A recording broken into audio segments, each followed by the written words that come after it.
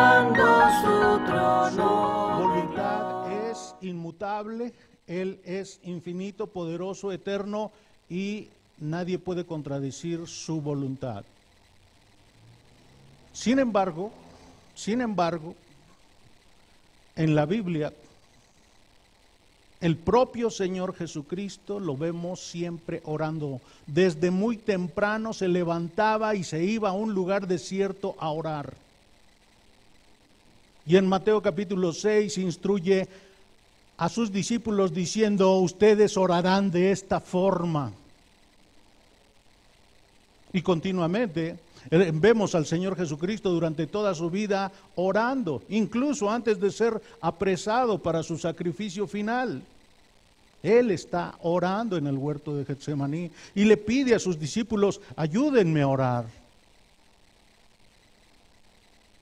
Y en el apóstol Pablo también encontramos, a través de sus 13 cartas, una enseñanza consistente, una enseñanza insistente, una enseñanza sobre principios de la oración.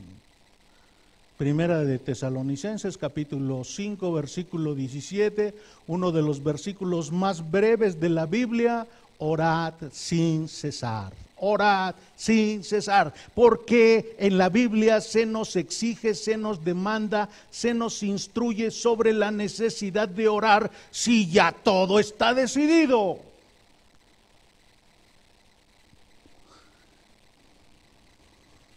El apóstol San Pablo en esta sección está preparando a los cristianos de Roma, porque en sus planes, en sus deseos por muchos años es ir a España y pasar por Roma para animarse mutuamente y recibir apoyo de estos cristianos.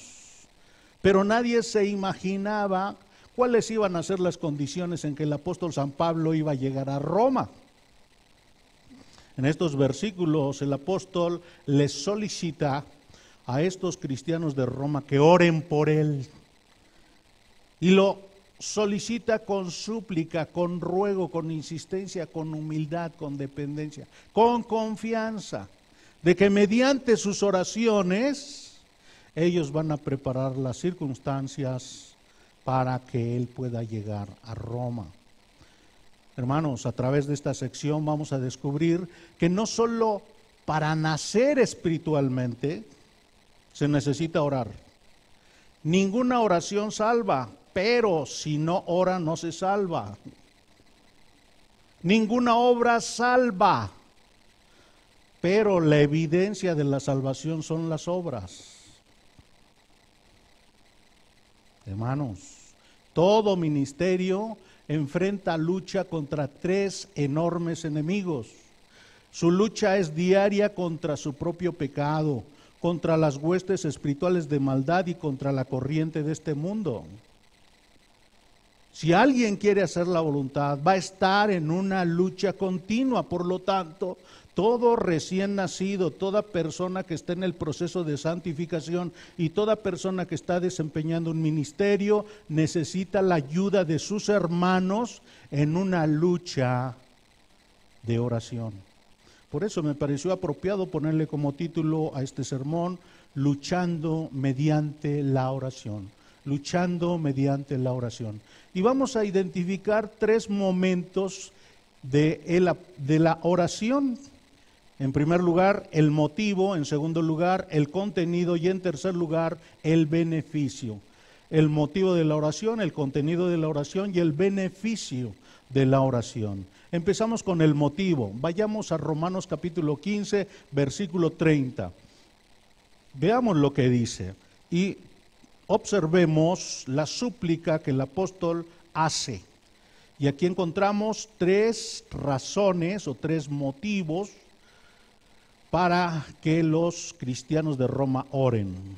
Pero os ruego, hermanos, por nuestro Señor Jesucristo y por el amor del Espíritu, que me ayudéis orando por mí a Dios. En esta última parte, que me ayudéis orando por mí a Dios.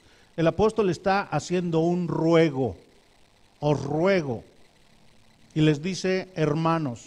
son de la misma familia. La palabra me ayudéis, que me ayudéis, estas tres palabras en español, se traducen de una sola palabra en griego. Y la voy a pronunciar porque esta palabra tiene mucho de significado en español. La palabra es sunagonizomai. Sun es un prefijo, agonizomai es la palabra. ¿A qué nos suena? Realmente significa luchar juntamente con. La Biblia de las Américas lo traduce como que os esforcéis juntamente conmigo. Y de lo que está hablando es de una lucha agonizante. Esta palabra se utilizaba en los Juegos Olímpicos. Cuando un atleta participaba en una competencia, tenía que acabarse allí la última gota de energía, de sudor, de vida. Tenía que esforzarse al máximo con tal de ganar. Casi morirse por este esfuerzo agotador. Si usted es recién nacido, le aviso que entró en una batalla, en una guerra, en una lucha. Estamos en un mundo dominado por el príncipe de la potestad del aire. Somos enemigos de Él. Él nos ve como enemigos. Y todos sus siervos nos ven como enemigos, aunque nos saluden y nos pidan fiado. Tenemos batalla, una batalla con este mundo. Pero también tenemos una batalla con el residuo de nuestra pecaminosidad. Pero también tenemos otros enemigos. Demonios que están inventando doctrinas para que nos distraigamos y no estemos apegándonos a lo que la Biblia dice. Dios nos ha dado su palabra que debe ser nuestro alimento, lo que nos fortalece, lo que nos nutre, lo que nuestra alma necesita asimilar es la palabra de Dios. Por eso Dios nos manda que invirtamos tiempo en escuchar, leer, estudiar, memorizar y meditar la palabra de Dios. Siempre vamos a tener necesidad entonces de estar batallando. Y en esta lucha vamos a enfrentar debilitamiento, vamos a tener que entregar nuestra energía, vamos a tener que entregar nuestras fuerzas, nuestro sudor. Si usted está en algún ministerio, bueno, usted ha elegido ese ministerio y allí tiene que derramar su vida.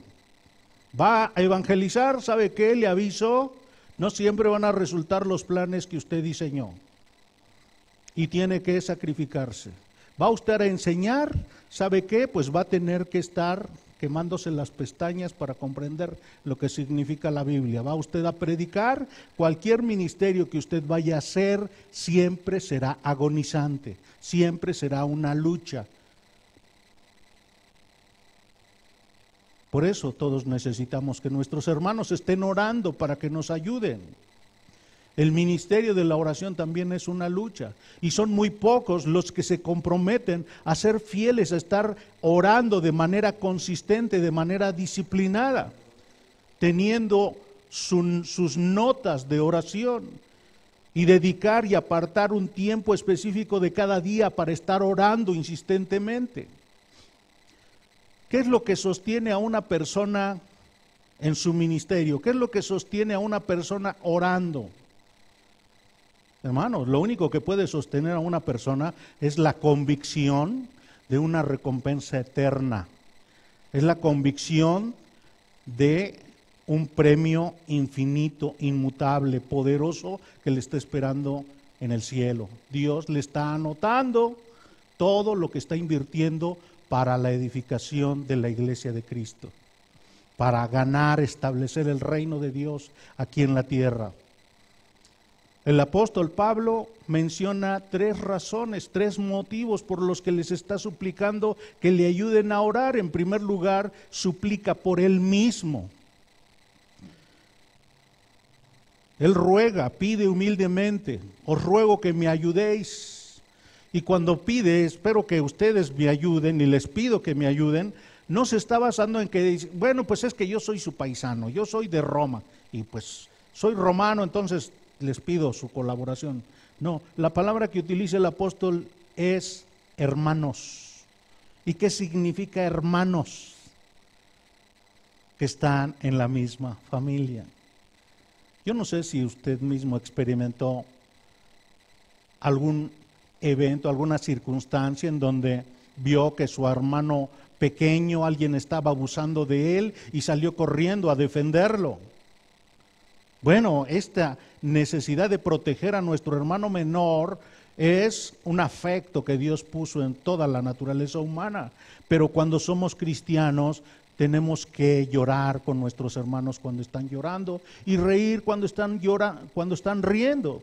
Tenemos que unirnos a nuestros hermanos en el mismo sentir, en el mismo propósito. Nuestros hermanos están apasionados por predicar a Cristo, pues tenemos que unirnos también con ellos, entusiasmarnos con ellos. El apóstol está diciendo, agonicen luchando mediante la oración por mí.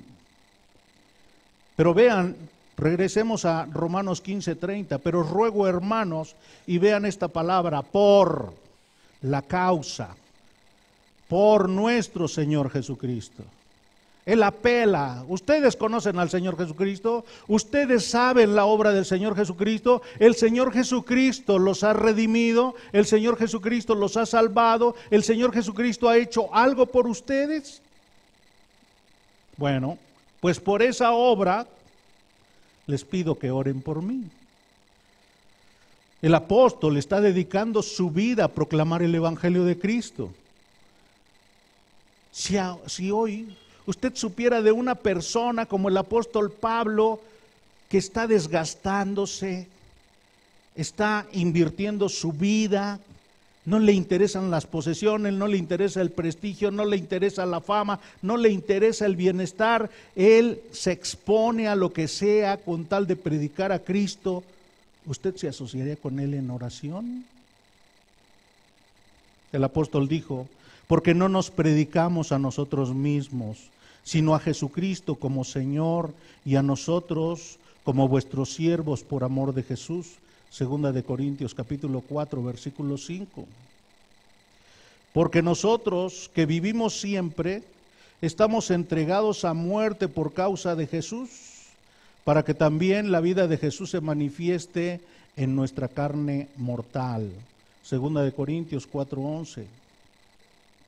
Por lo cual, por amor a Cristo, me gozo en las debilidades, en afrentas, en necesidades, en persecuciones, en angustias, porque cuando soy débil, entonces soy fuerte. Todo aquel que es siervo de Cristo, que ha experimentado en su vida las misericordias de Cristo, la salvación, la liberación de la esclavitud de sus pecados, desea asociarse con quienes predican el Evangelio de Dios. Son siervos, les importa que Cristo sea exaltado y están dispuestos a invertir su tiempo en oración. Ellos tienen a Cristo como su Señor. Y cuando están orando, apoyando al apóstol Pablo para que el apóstol Pablo continúe predicando en diferentes regiones de Europa el Evangelio de Dios, en cierta forma están ayudándole al propio Cristo. Romanos 15:30. Os ruego, además de por el amor por la obra de Cristo, por Cristo, os ruego por el amor, vean, del Espíritu. La tercera motivación para orar en la que se apoya Pablo es que ellos aman al Espíritu, pero también aman al apóstol Pablo y también aman a los perdidos. ¿Por qué pueden amar a Dios por sobre todas las cosas? ¿Por qué pueden amar al apóstol Pablo? ¿Por qué pueden amar a la iglesia de Cristo? ¿Por qué pueden amar a los perdidos? Dice Romanos capítulo 5, versículo 5, que la persona que ha sido salvada por Cristo esa persona ha recibido el amor de Dios que ha sido derramado por el poder del Espíritu Santo. Recibe este amor sobrenatural, recibe este regalo de Dios divino. Tiene una nueva naturaleza. Antes era enemigo de Dios, ahora es amante de Dios. En la Nueva Traducción Viviente leemos el texto de Romanos 15:30. Mis amados hermanos, les pido encarecidamente en el nombre de nuestro Señor Jesucristo, que se unan a mí orando a Dios por mí. Háganlo por el amor que me tienen, ese amor que el Espíritu Santo les ha dado. El apóstol Pablo está suplicando, le está rogando a los romanos cristianos para que ellos estén orando por Pablo. Y les dice 3 razones por las que deben estar orando. Número 1, por la súplica del apóstol. Número 2, por la obra de Cristo. Y número 3, por el amor del Espíritu Santo. Pero además, vean el contenido de su oración, el contenido que debe tener la oración de los cristianos de Roma. Romanos capítulo 15, versículo 31. Aquí vamos a encontrar 2 pares de peticiones, La primera petición dice, versículo 31, para que sea librado de los rebeldes que están en Judea. ¿Quiénes son los rebeldes que están en Judea? ¿Rebeldes contra quién? Bueno, son rebeldes contra Dios, son rebeldes contra el cristianismo, son rebeldes contra el apóstol Pablo, así como el apóstol Pablo consideraba que los cristianos eran unos apóstatas, unos herejes, unas personas que estaban distorsionando las enseñanzas de Moisés. Así existían muchos judíos que estuvieron persiguiendo, tratando de matar al apóstol Pablo por ser un predicador de Cristo. Pero lo triste es que también muchos cristianos de Jerusalén, debido a su deficiencia en el entendimiento del Evangelio de Cristo, consideraban que para que un gentil, un no judío, fuera salvo, necesitaba cumplir con la circuncisión y las exigencias de Moisés. Tenía que cumplir con las leyes de Moisés. Es por eso que el apóstol sabe que lo han estado persiguiendo, lo han estado siguiendo para hostilizarlo, para desaparecerlo, para capturarlo, para matarlo, para que no predique a Cristo. En el libro de los Hechos nosotros encontramos algunos sucesos. Si usted tiene a la mano el libro de los Hechos, puede consultar a partir del capítulo 13 y notar que en su primer viaje misionero, tan luego como el apóstol empieza a predicar, acompañado por Bernabé, cuando pasa por Antioquía de Pisidia, es atacado mientras predicaba el Evangelio de Cristo. Hechos capítulo 13, versículo 45. Pero viendo los judíos, la muchedumbre, la ciudad toda estaba oyendo a Pablo, se llenaron de celos y rebatían lo que Pablo decía, contradiciendo y blasfemando. Ahí mismo, capítulo 13, versículo 50, vea quiénes son los instigadores. Pero los judíos instigaron a mujeres piadosas y distinguidas y a los principales de la ciudad y levantaron persecución contra Pablo y Bernabé y los expulsaron de sus límites.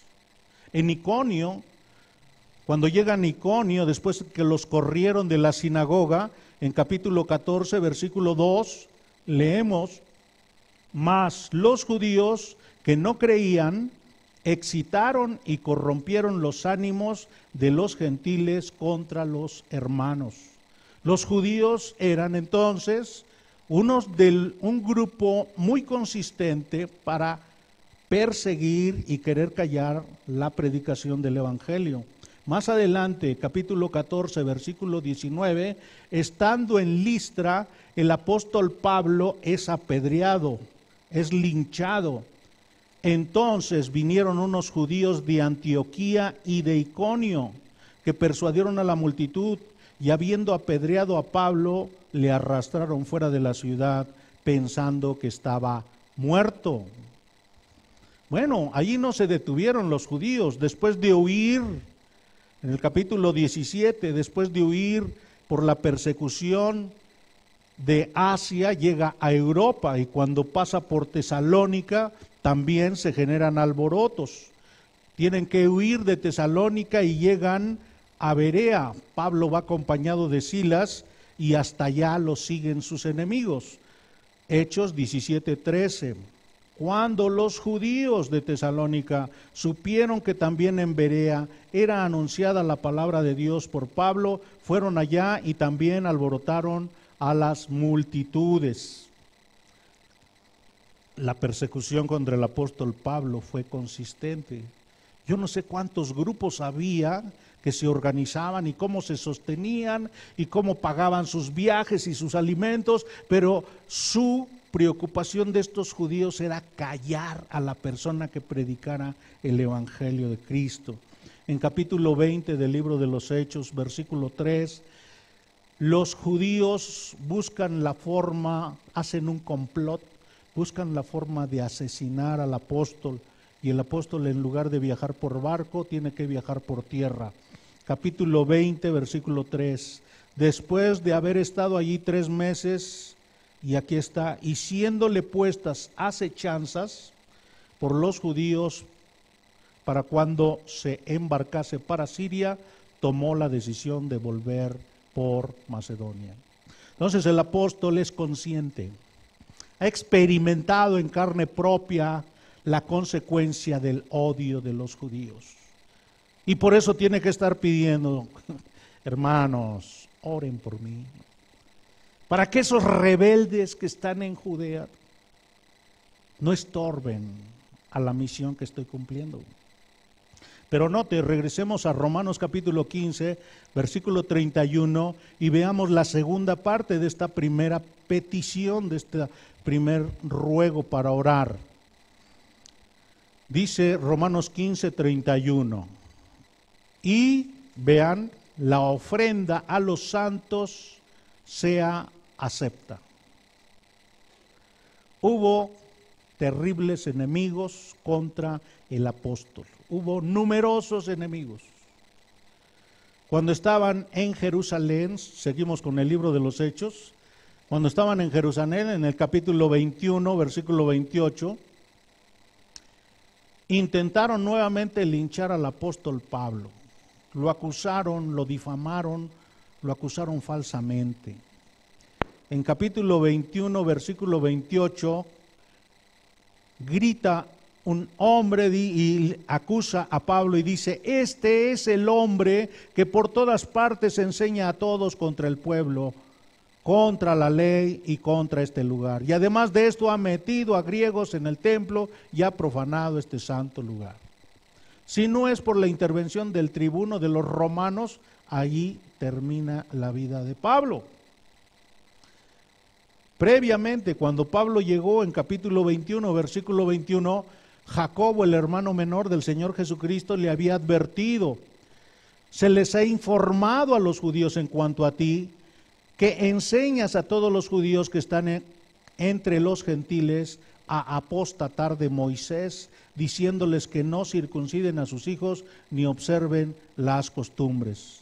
Las difamaciones contra el apóstol Pablo por parte de los judíos, más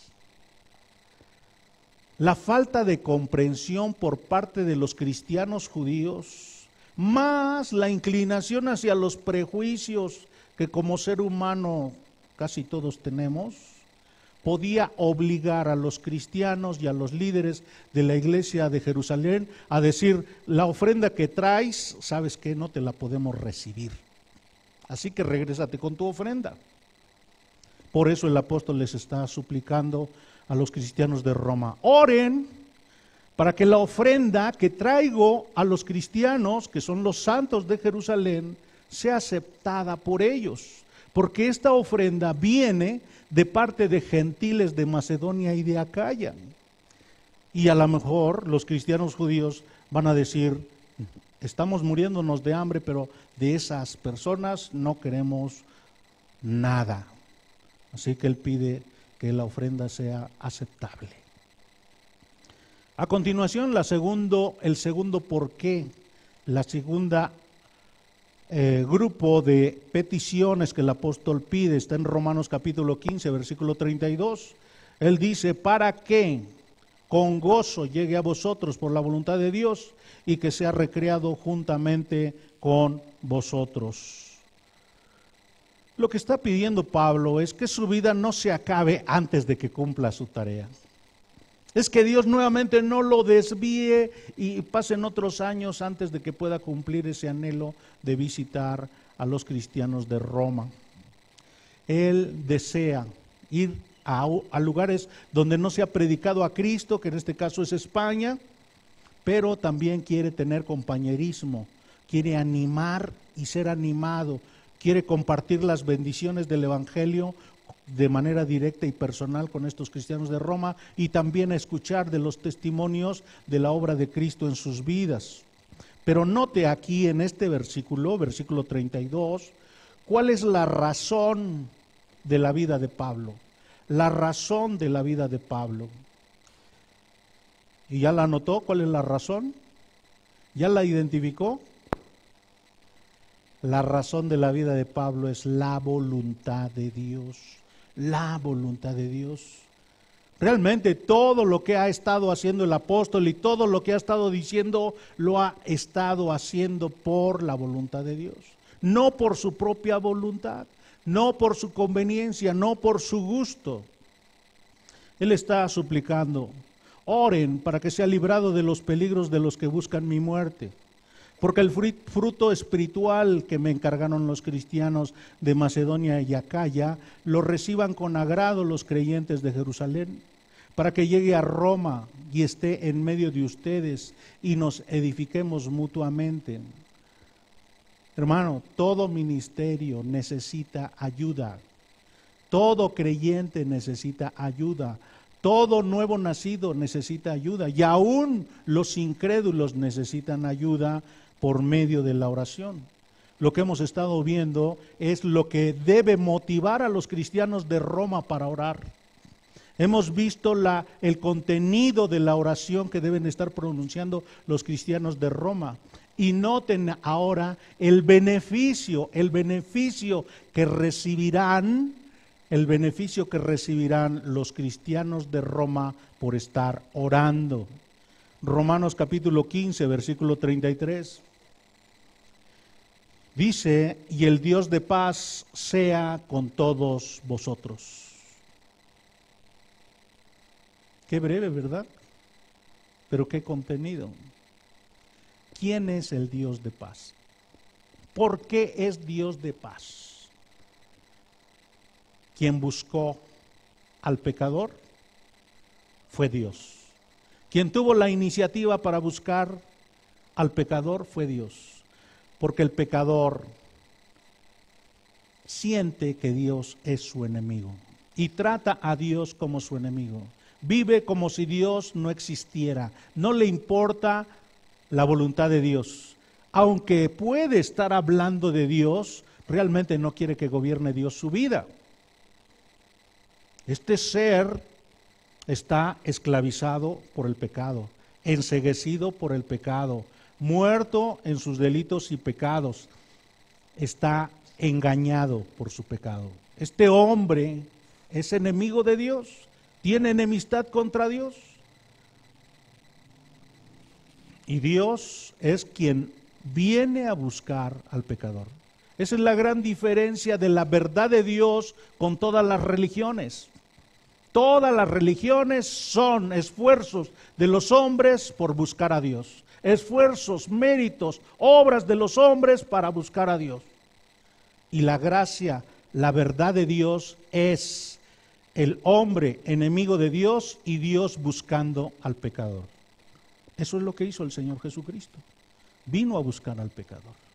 Quien tuvo la iniciativa para que el pecador sea salvado es Dios. Quien amó, porque así es Él, es Dios.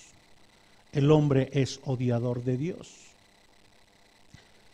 Y Dios, el Señor Jesucristo, vino a reconciliar al pecador, a decirle la verdad, porque todo ser humano está engañado por la mentira de Satanás.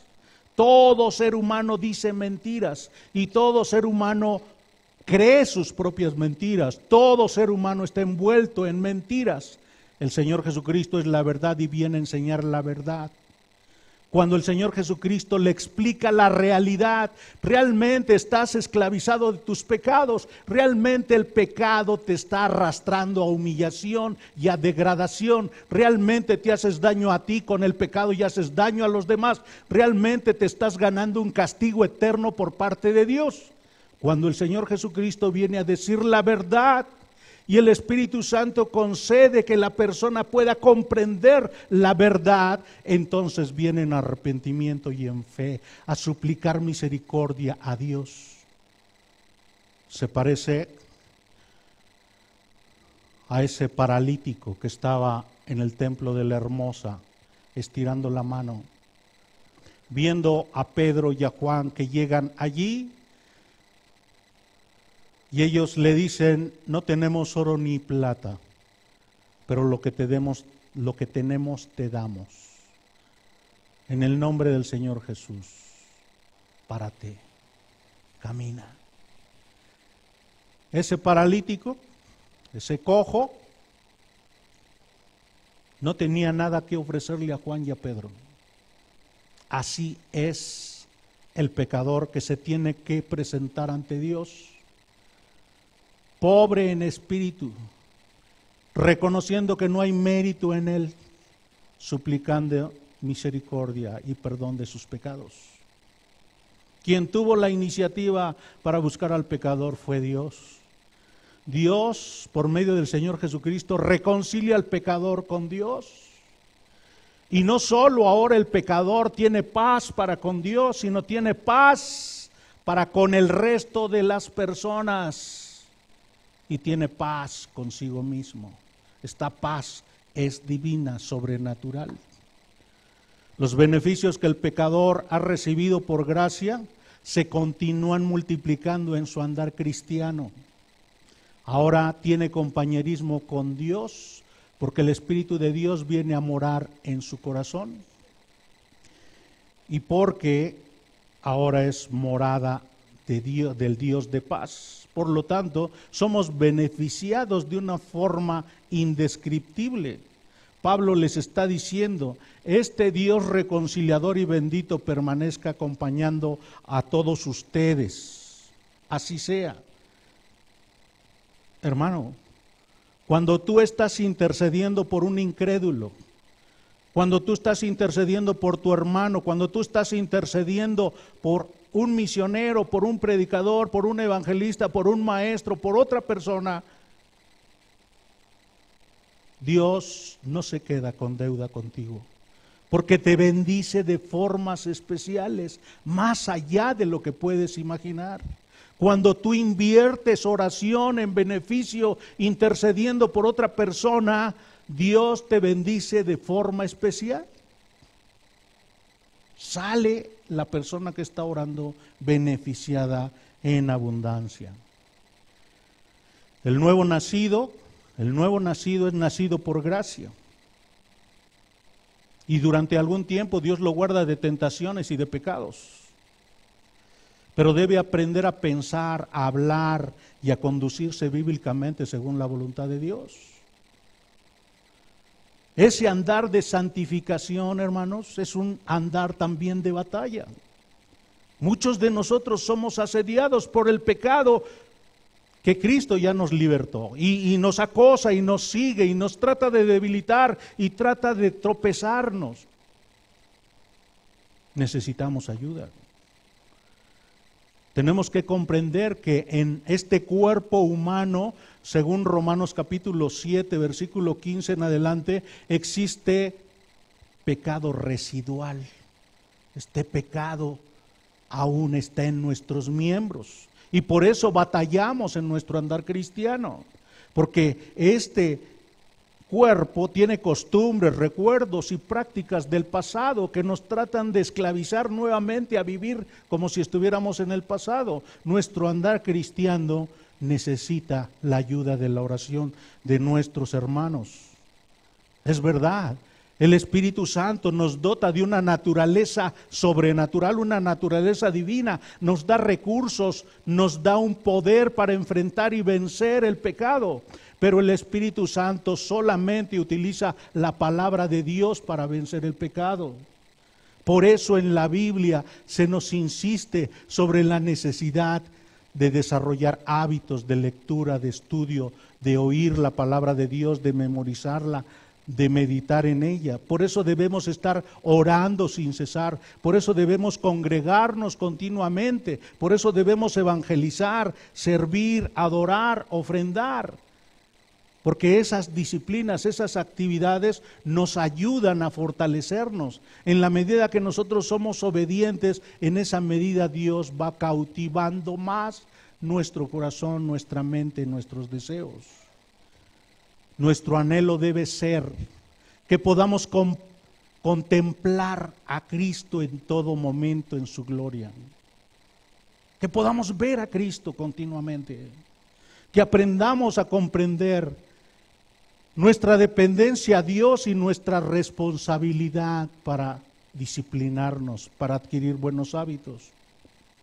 Que nos comprometamos con mayor santidad. Que desarrollemos convicciones y compromisos bíblicos. Que mortifiquemos el pecado y nos mantengamos vigilantes contra las tentaciones. Que reconozcamos que esta vida abundante que estamos experimentando solo es por la gracia de Cristo. Cristo la ganó para nosotros. Que experimentemos el sufrimiento y la adversidad en nuestra vida como instrumentos que Dios utiliza para formarnos espiritualmente. Que comprendamos que todo sufrimiento, todo dolor, toda angustia, si estamos bajo la gracia de Dios, tiene un propósito para nuestra vida, que Dios diseñó todo esto para nuestra maduración y nuestra dependencia de Él. Por lo tanto, hermanos, para que aprendamos sabiduría, para que comprendamos el amor de Dios, necesitamos la ayuda de nuestros hermanos. Que Dios nos ayude para que así como el apóstol está solicitando para que se ore por él, todos tengamos la humildad para pedirle a otro hermano, ayúdame, ora por mí. Todos nosotros, en nuestro nacimiento espiritual, en nuestro crecimiento espiritual, en nuestro desempeño de ministerio, estamos en una lucha para hacer la voluntad de Dios. Por eso necesitamos la ayuda de nuestros hermanos mediante la oración. Oremos. Padre, te alabamos y te damos gracias. Y yo soy feliz, y yo soy feliz con Él. Jesús es mi amigo anhelado, y en sombras o en luz siempre va, paciente y humilde a mi lado, su ayuda y consuelo me da. Por eso constante lo sigo, porque Él es mi Rey y mi amigo, y yo soy feliz, y yo soy feliz.